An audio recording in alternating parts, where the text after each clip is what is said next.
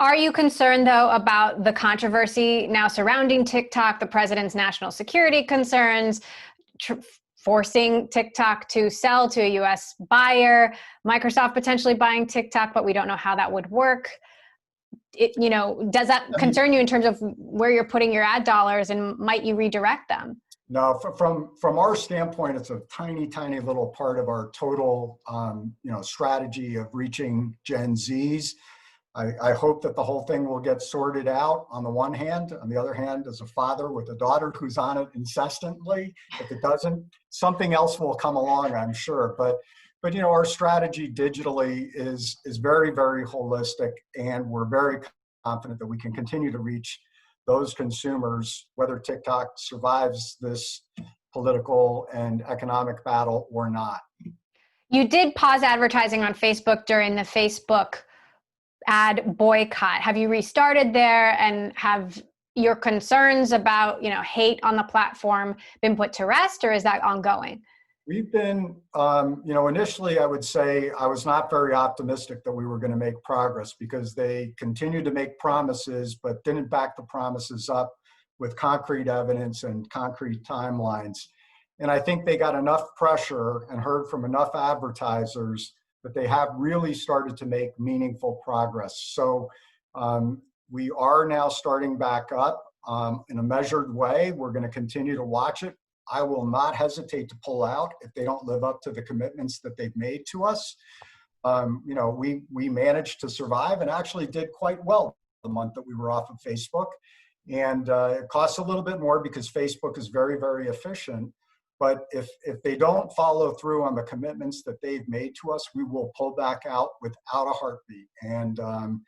But we've been pleased with the progress that they have made and the commitments that they have made. And as a result of that, we have started to advertise again, effective the beginning of August. You do have a massive store in Wuhan, China, which closed and then reopened. Of course, this is the epicenter of COVID-19. What are some lessons learned there that maybe could apply to other reopenings around the world? First of all, good for you to know that. It's our largest store in China. It opened, ironically, in early October, and I was there in mid-October, right after the store opened. And it's a beautiful store. It is a mini flagship, if you will, in Wuhan. And our business, we've reopened the store. Traffic is coming back, but traffic across all of China is still down fairly significantly, and our business is down. We're behind what our plan was, but the team has been really innovative. We've developed new ways of reaching consumers. Literally, the team in the store they're contacting their friends on WeChat to get them to come into the store. It's where we first started piloting buy online, pick up curbside.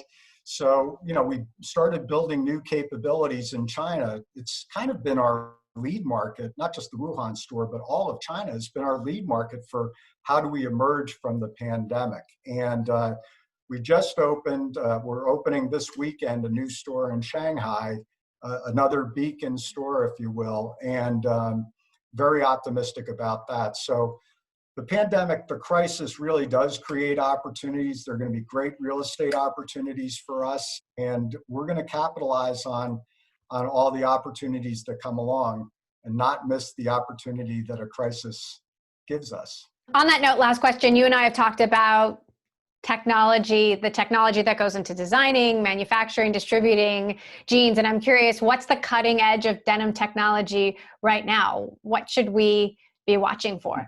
Well, one of the things we're very focused on, this is an industry that's been around for centuries, right?